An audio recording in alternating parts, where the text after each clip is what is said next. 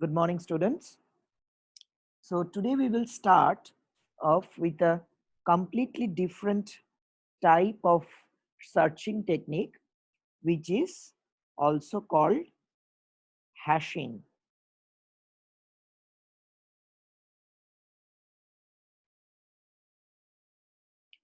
So this is very different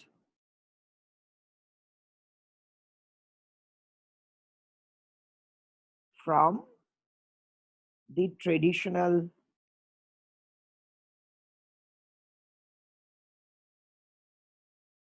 comparison based search methods.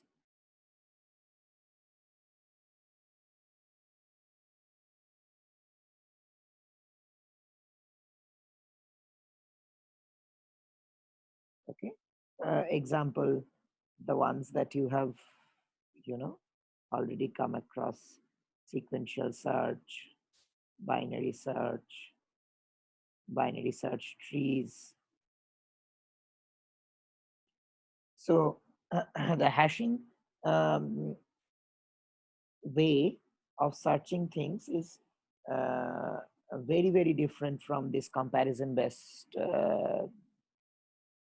searching technique. So what you basically do here is that rather than navigating a dictionary and comparing the search key with the elements,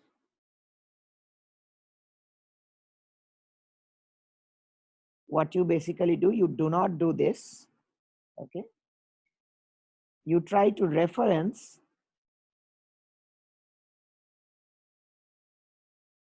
the element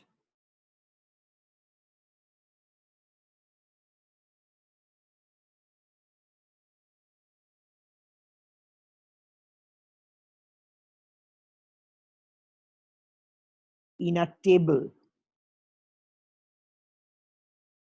directly based on its key. So two things to note here. One is this word table. Okay, this is a very important word in the context of hashing. Typically, we call this a hash table. We'll talk about this in more details later. And the word it's, okay, so it's a key for a particular element. So every element has a corresponding key associated with it. Okay, so what hashing does is, in layman's terms, it transforms a key into a table address. Okay, so this is the basic functionality of a hashing based search scheme. Okay, so we will talk more about this, but before that, let us formally define what hashing is. So hashing is usually defined in terms of a hash function. Okay, so now what is a hash function? So a hash function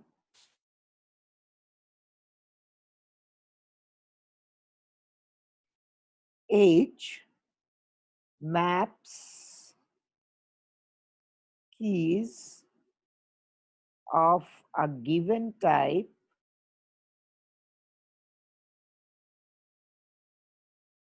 to integers in a fixed interval say 0 through n minus 1, okay, we call hx the hash value of x.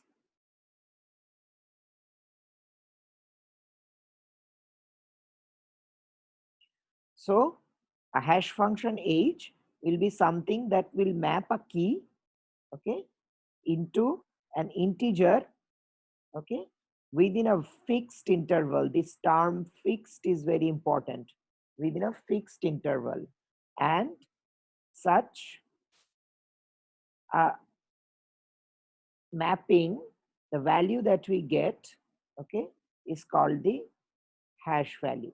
Due to such mapping, the value that we get is called the hash value. Okay. Some simple, very simple examples. Hx is equal to, say, x modulo n. Okay.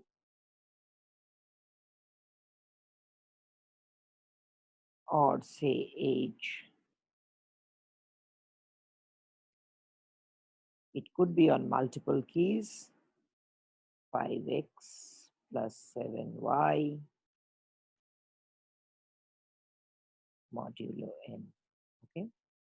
So this is a hash function on integer keys.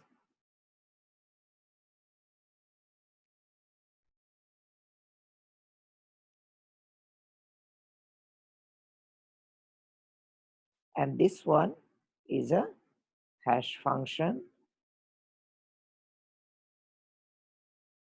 on a pair of integer keys.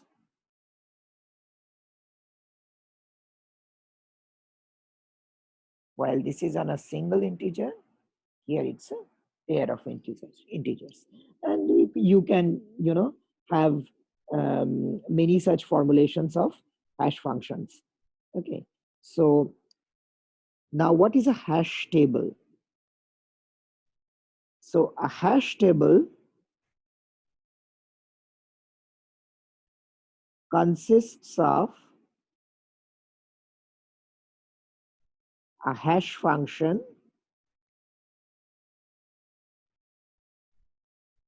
h and an array typically called a table of size n. So if you remember, we said that the mapping actually translates a key into an integer within a fixed interval 0 through n minus 1. That's why we need a table of size n where we can store the key value pairs. Okay, so what we store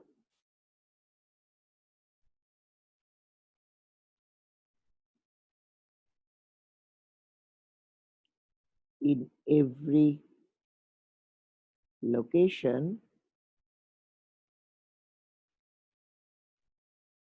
k e, okay,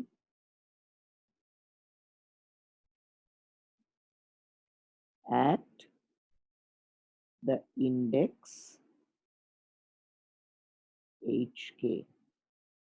So k is the key and e is the value associated with the key. Okay, so a very simple example of a hash table could be like this. Say you are storing some words, you have a key, you have an element e associated with each key, and then you have some array locations, say 0, 1, 2, 3, and 4. Okay, and say your h key is equal to key mod 5. So now if your key is say 6, then 6 mod 5 is 1, and therefore you come here, put the key and the element at the array location 1. Similarly, you if say your key is 14, then you find out this is H6, H14 is equal to 4, and therefore you come at this location, store the key and the value. So in this way, you populate a hash table.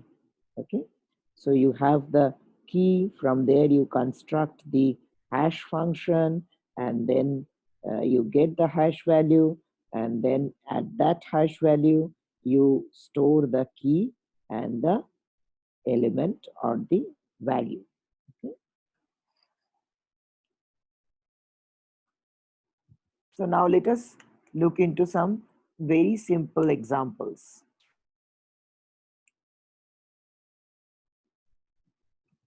One of the like kind of holy grail example of hash tables is the phone book.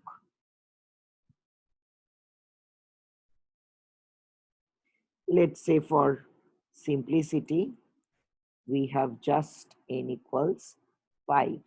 Okay, and the hash function is defined on the word, in this case the name of a person, and this is nothing but the length of the word W modulo 5. Okay, so this is how you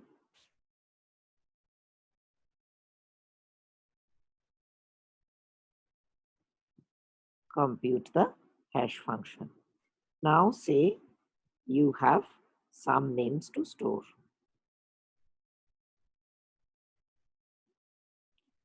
So you have 0, 1, 2, 3, 4, these 5 locations. Let's say the elements to be stored are Alice, John, and Sue. Okay. So now Alice is the number of characters in Alice is 5, and therefore 5 modulo 5 is 0, and thus Alice goes here, and you have a special memory allocation for the name, that is the key here, and the phone number.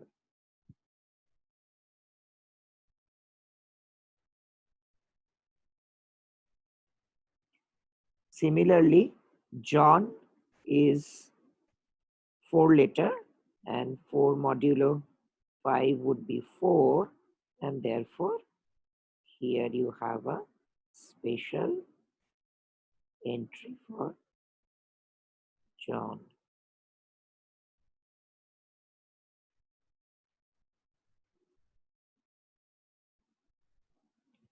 For Sue, it will be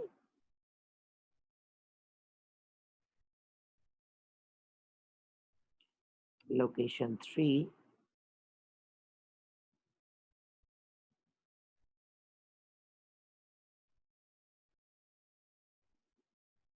So in this way, you can populate a phone book. Now say if you have a query name, say Alice, you immediately compute like in very fast, you can compute the age of Alice, which in this case is 0, and then you go to 0 and you immediately find out the phone number of Alice. Now, the caveat. So I hope you have already started observing the caveat. And this caveat in the hashing literature is called collisions. Now, what is it? So for instance, we now have a new name, say Joe. Okay. So this will collide with the location allocated for Sue, because this is also, in this case,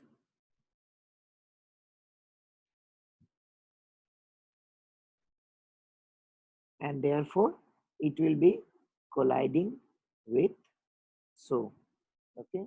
So the idea is that, you see, if you look carefully, collisions are like kind of unavoidable, because you have a fixed, so that's why we had this idea, you have a fixed array size, array or table size. Okay. And you can have an unlimited number of keys.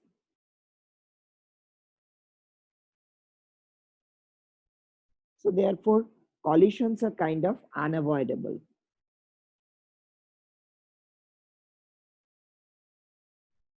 But then what is expected? The expectation is that although it is unavoidable, can we minimize it? Can we have as less collisions as possible? Okay. See, the good part of this particular mechanism of searching is that it's an order one search. So the moment you compute the hash function, you immediately can go to the location of the array, because the index here is known, and at that index you get the element, you get the you can retrieve the element, for instance in this case the phone number. So so this is a very nice data structure. However, the problem is that this data structure, since it's of a limited size, so therefore collisions are unavoidable. But the objective would be then, can we somehow develop strategies which can help us in minimizing collisions?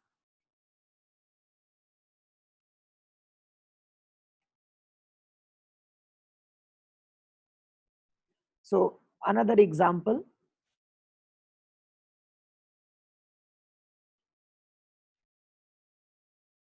So in the previous example, what we did was we tried to, you know, have a very simple um, mechanism to store the key and the value pairs. There could be actually little smarter mechanisms to store the elements and the corresponding keys. So rather than, say for instance, if you want to store, say once again, the uh, phone numbers, but then this time you decide that, okay, I'll not go by the um, name length, because the name length collision is like very probable. It's a bad hash function. So can we do something better? And one way could be to use, for instance, if you take the case of US, also in India now this could be possible. In the US situation, say you take the social security number,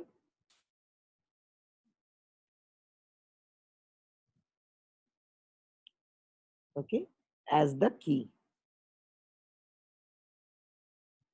So now you have the social security number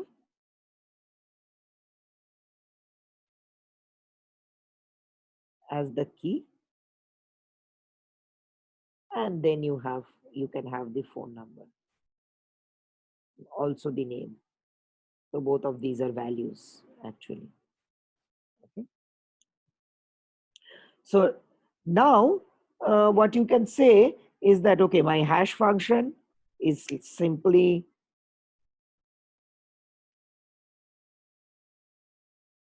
hx equals to the last three digits of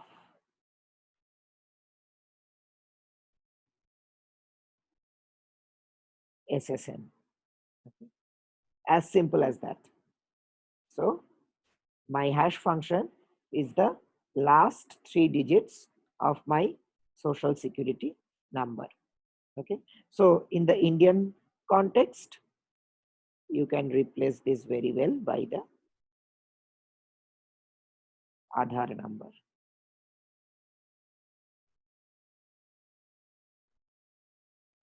Right.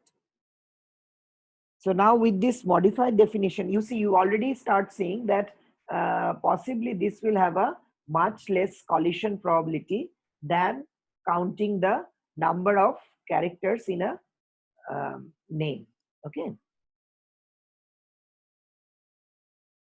So let's say we have n equals 100. Again, this is a fixed set.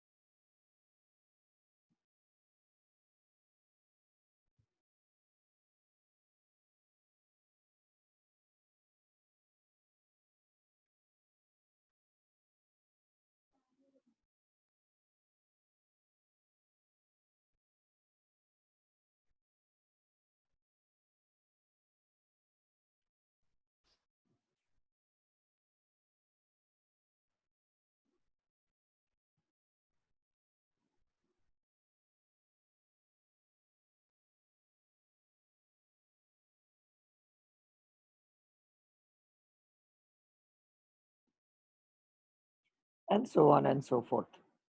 Right. So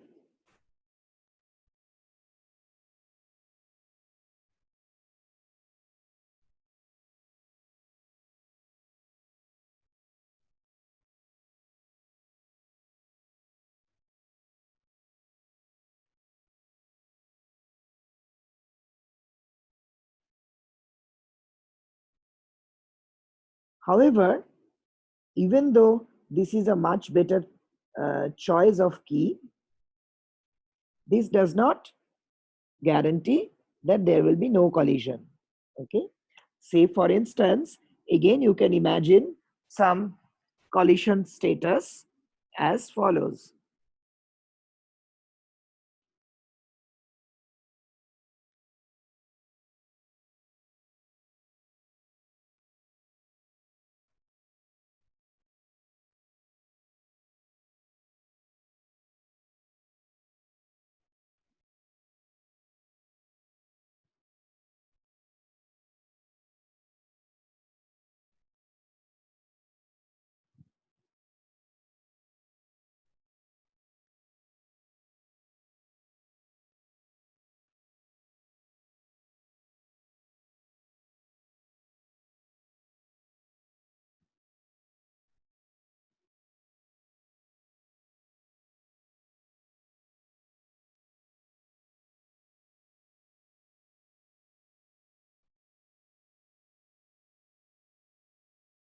Now say there is a new entry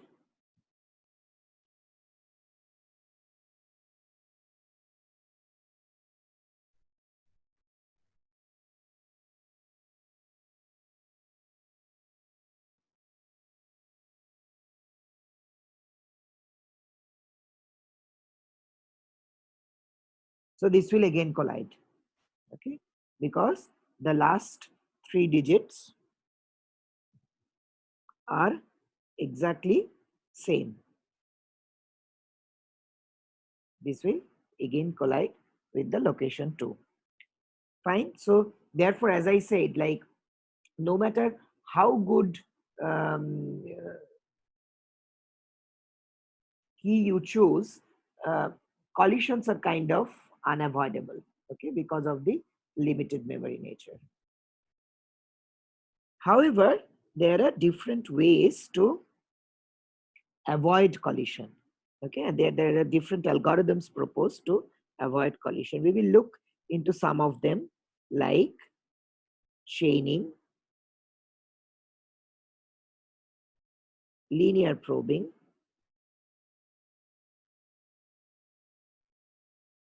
and double hashing.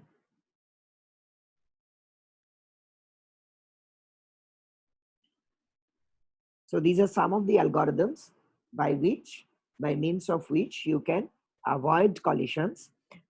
We will look into each of these in details. But before that, let us talk a little bit more about the property of collisions in general and uh, the you know the characteristics of a good hash function. Okay. So these are the two things, two primers that we need to get a little idea about before we talk more about the collision um, avoiding strategies.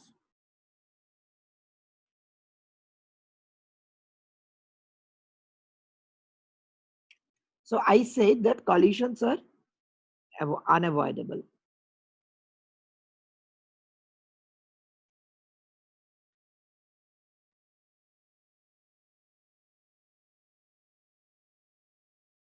Now you might ask me a question that how probable are collisions?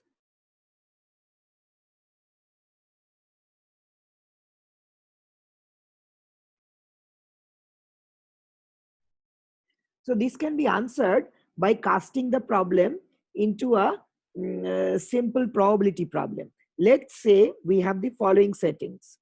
So we have a party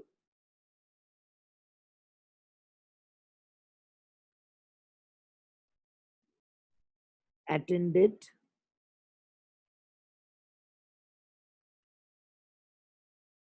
which is being attended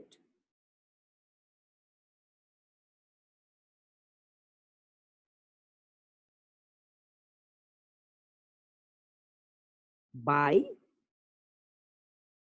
say, P persons.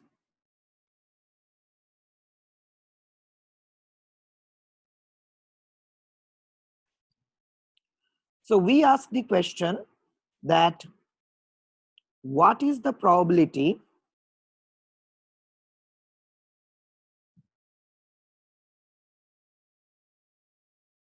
that at least 2 persons have birthday the same day. Note that here our capital N is 365. Okay. So then we can easily compute this. So probability that there is no collision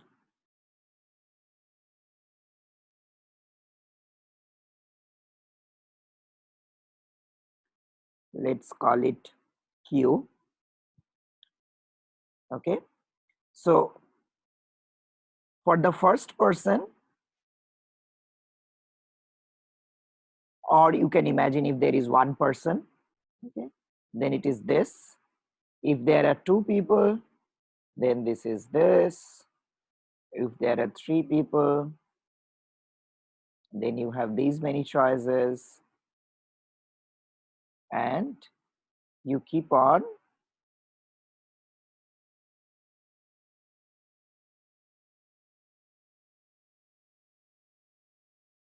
which is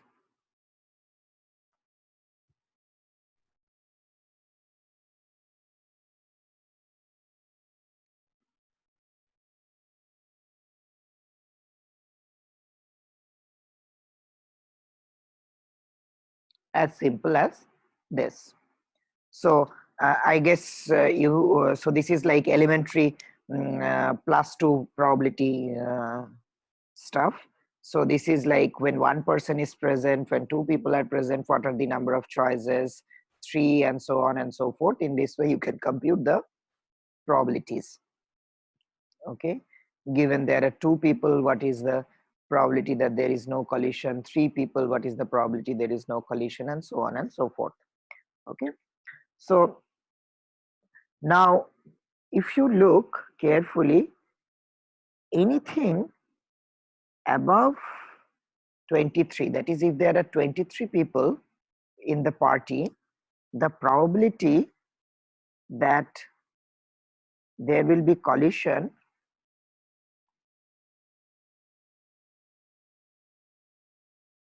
is already greater than 0.5. Okay, so even like when there are 365 slots available, just having a small number of persons like 23 attending your party, there is a probability that there will be a collision, okay, with greater than 0.5 probability. I'm sorry. So what I meant to say was like the probability that there will be a collision with only this small number of people is already greater than half. So this is why I said that collisions are kind of, unavoidable.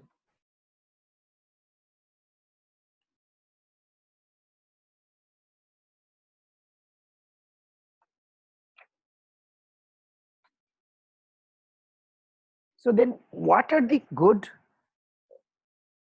properties of a hashing technique? Okay. So the efficiency of hashing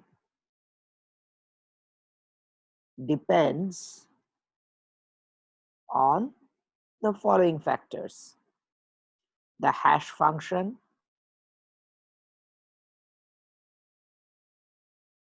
types of keys like integers, strings,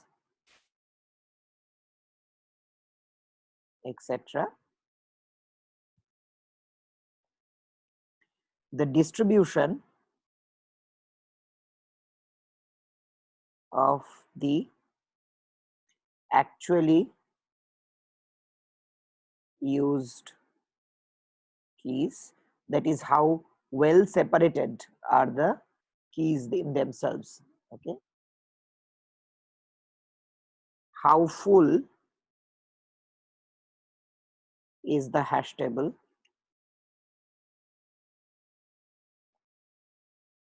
this is also sometimes called the occupancy.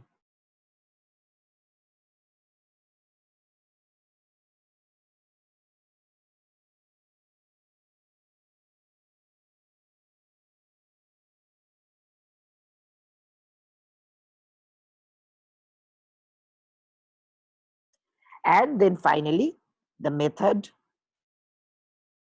used for collision handling.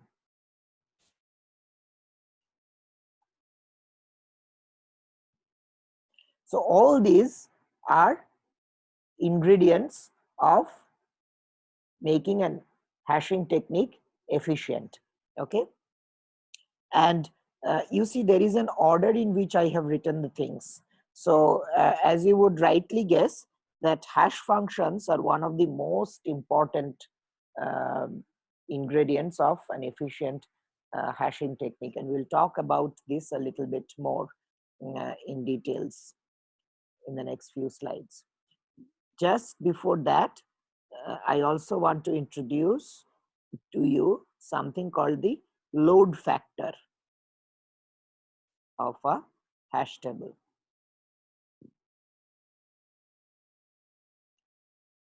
So this is n by capital N. So that is the number of elements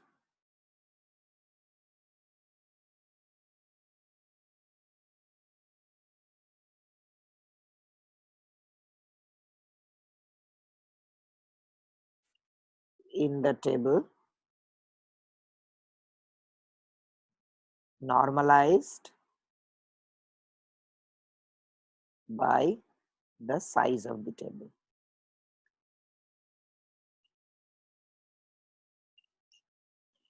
So typically through experiments,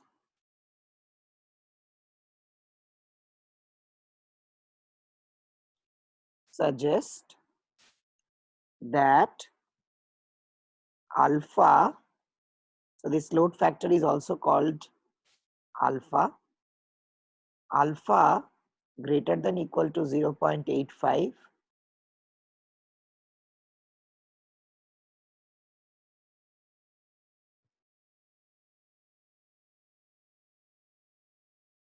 is bad.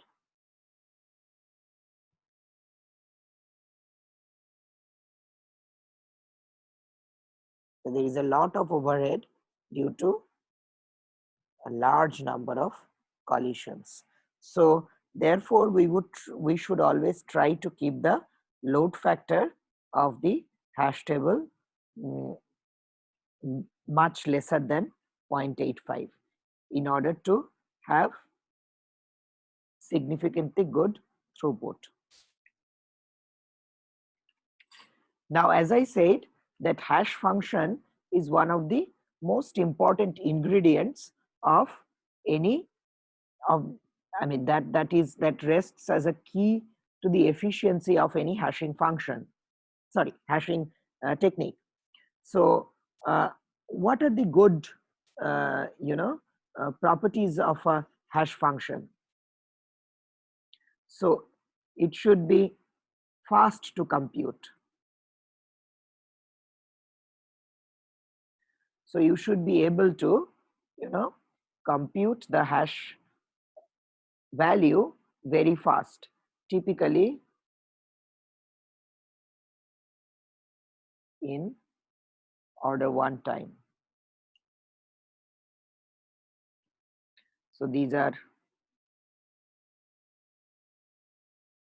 properties of a good hash function.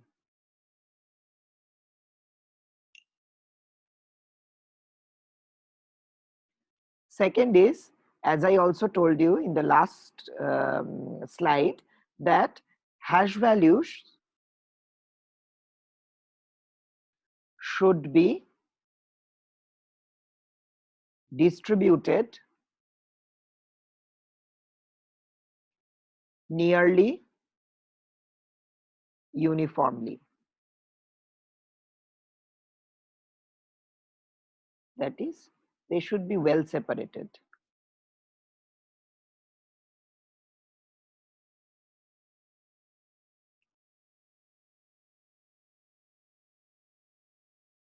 And this should be true even when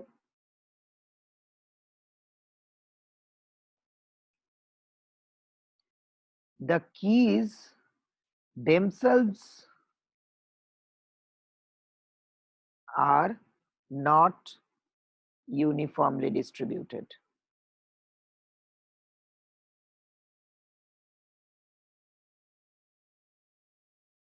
Okay, even then the above should be true.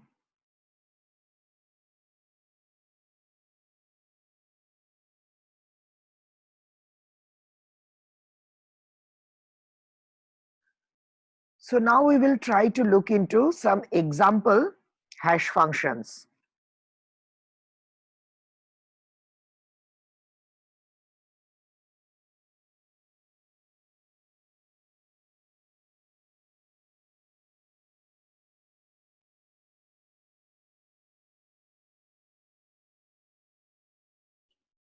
So as you can very well understand that a hashing strategy has to take into account the size of the table, right? A hash function or hashing strategy, whatever you call, it needs to take into account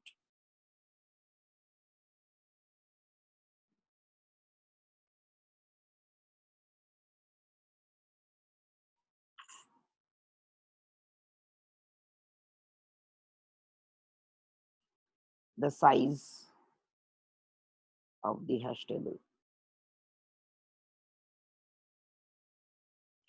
One of the most common techniques of hashing is what we call the modular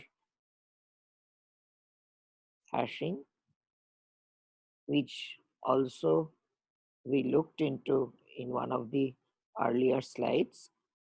H of k is k mod n. Okay. Now, typically, you prefer n to be prime. Okay, because if n is not prime,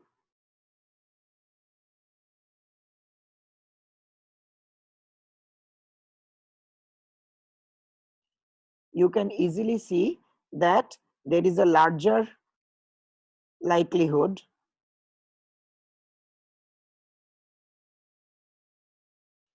that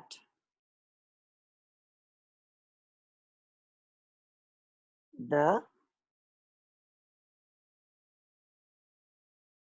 input keys will collide on hash addresses.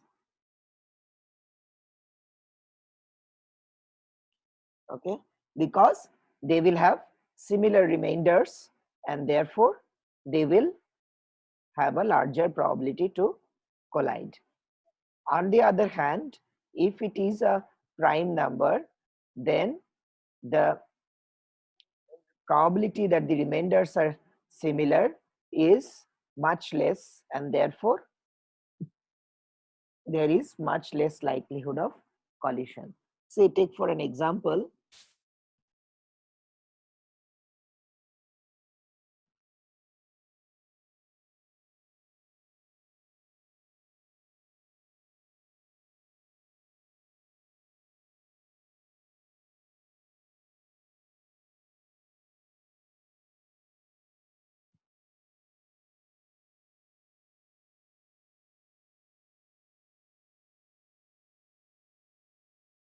let's say n equals 100. So in this case, each hash code will collide with 3 others.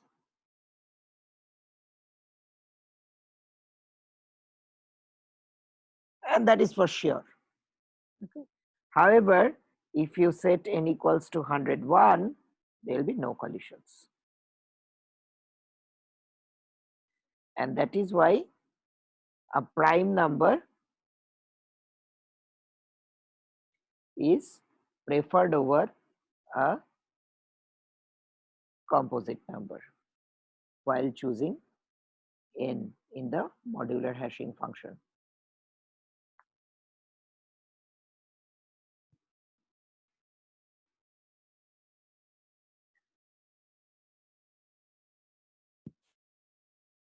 Sometimes the key might be like, too large or too small.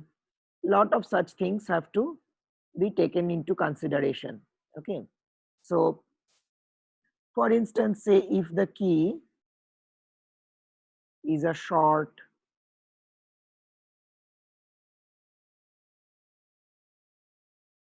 or an int or a char, and then you can just simply typecast like this. If the key is a float,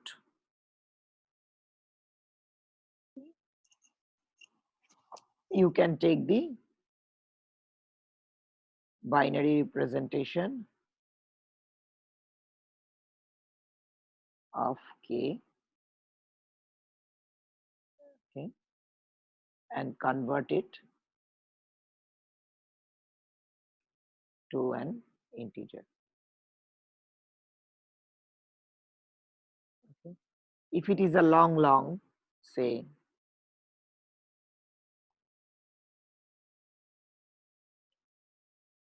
in this case, if you do hk is equal to int of k, okay, then you lose a lot of bits. And this is something which we typically want to avoid. We want to actually use all the bits of k in deciding the hash code for k. Okay, so that the hashing is spread over, so that we have minimal chances of collision. So the mantra is, or like the masala is, that we should try to always use all the bits of k when deciding the hash code. Okay. This will help in spreading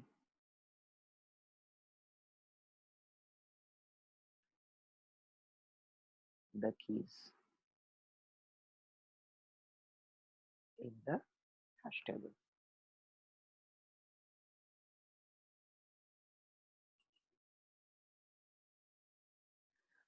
Now then, summing up all the things, what do we get? We get the following few observations. Let us say the binary representation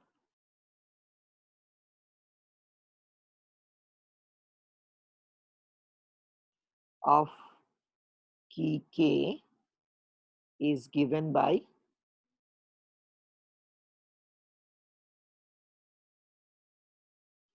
so these are the different bits, okay, representing the key k. Okay. Now the idea would be to use all the bits when computing the hash code. Now one way to achieve this would be to, sum the higher order bits with the lower order bits in case the key is too large. So something like, say,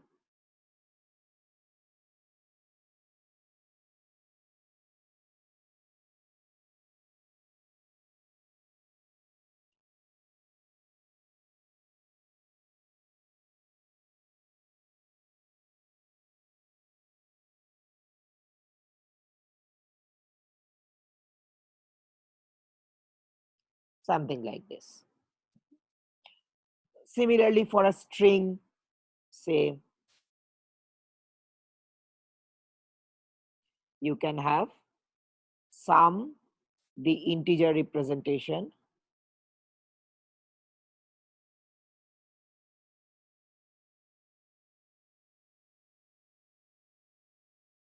of each character.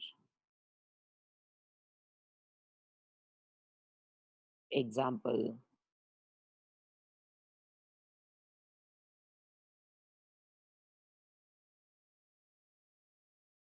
so you cast each character and you take the sum.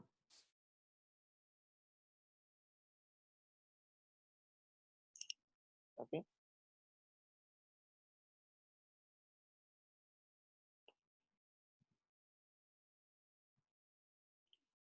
However, this summing is not a very good strategy. Why? Because this can again lead to lot of collisions. Okay. So let us see an example. Say you have a string S1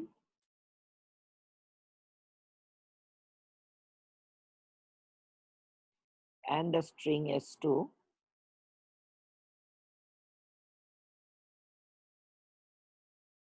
These two are going to collide.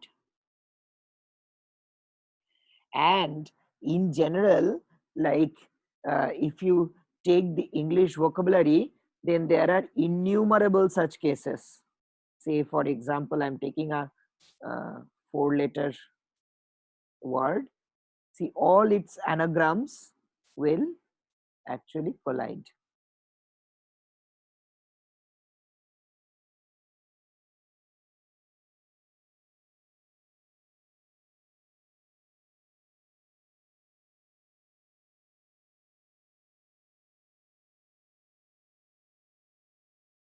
So then other mechanisms, one another mechanism that actually works well is the polynomial hash code.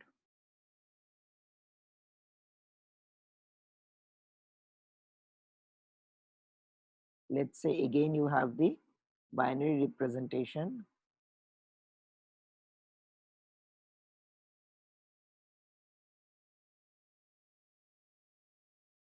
Okay. So here what we do is we take into consideration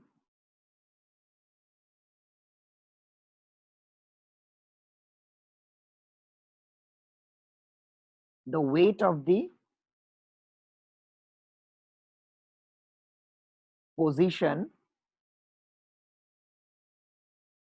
of xi. Okay, depending on where xi appears, we give an weight to it. Okay, so let us consider weight factor a larger than 1. So the hash function therefore can be written as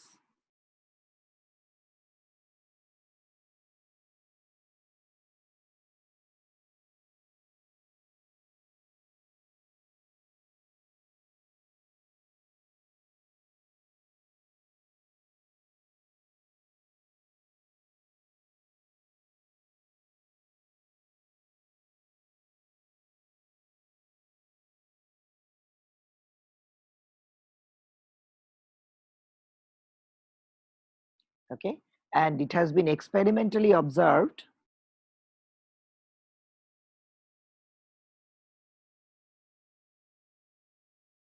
that choices of say a equals 33, 37, 39, etc.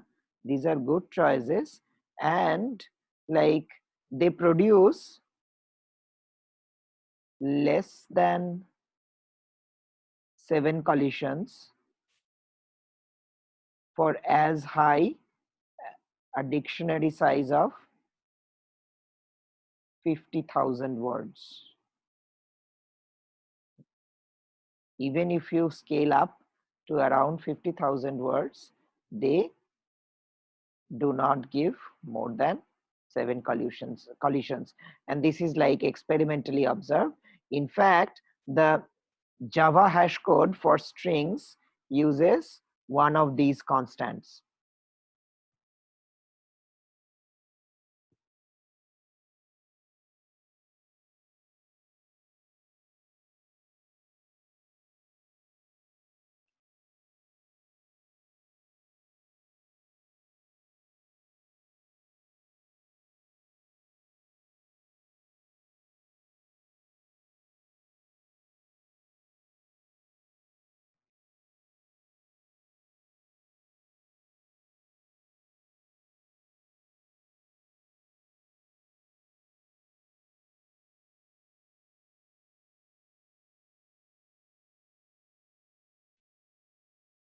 Now, okay, so this is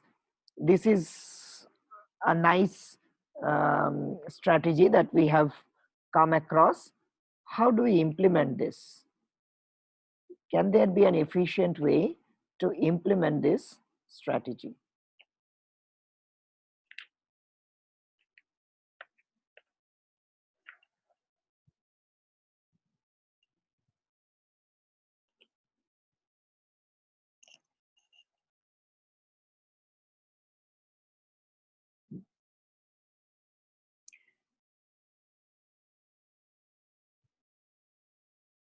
So suppose we have a string.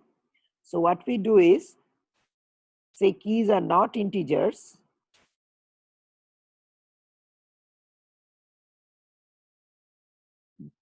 We transform the key piece by piece into an integer. Okay. Sometimes we might need to deal with very large values. Okay. Let's say we have a key which is a string. Okay. So we write hk is equal to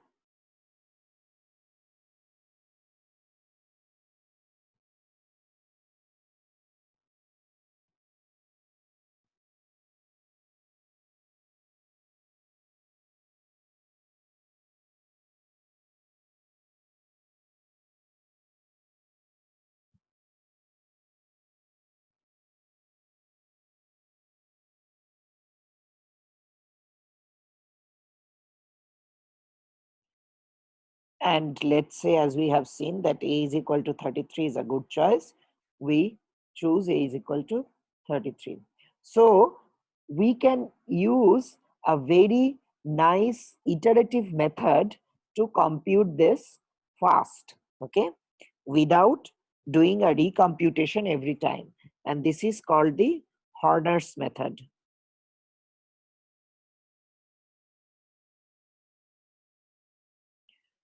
So you can write hk as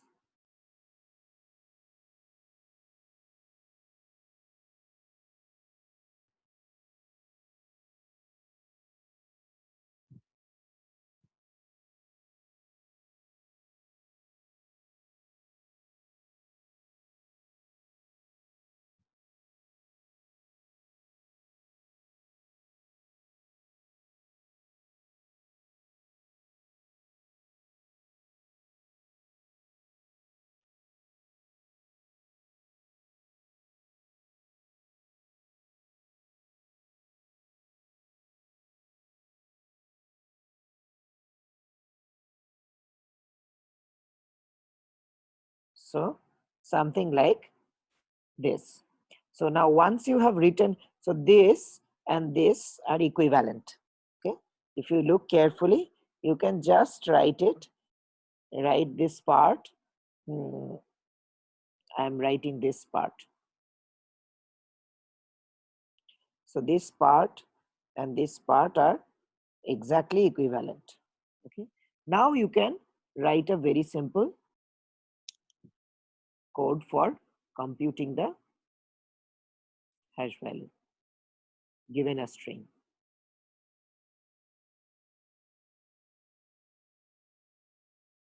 So this is my string.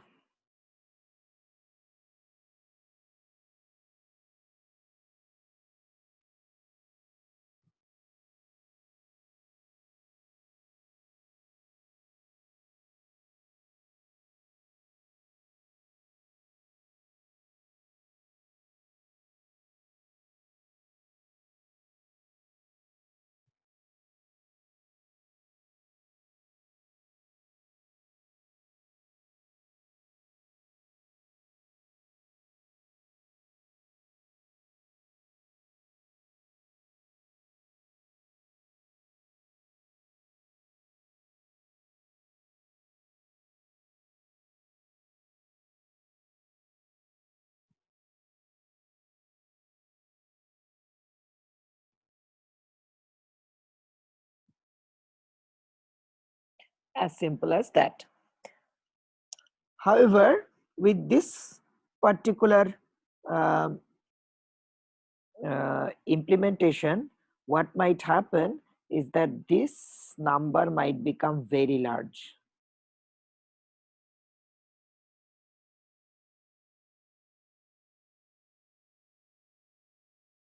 So we try to make it slightly different in order to handle this problem.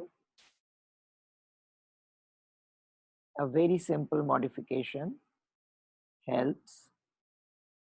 That is, at every iteration, you take the modulo.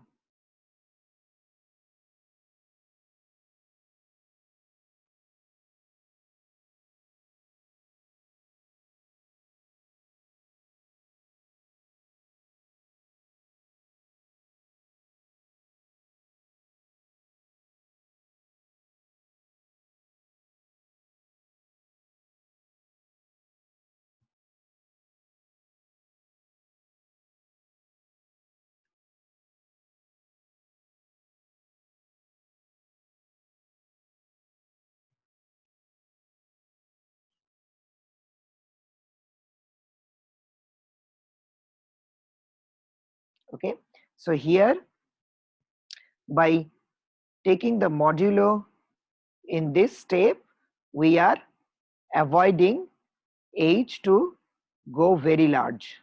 Okay, and this simple function actually computes my hash code.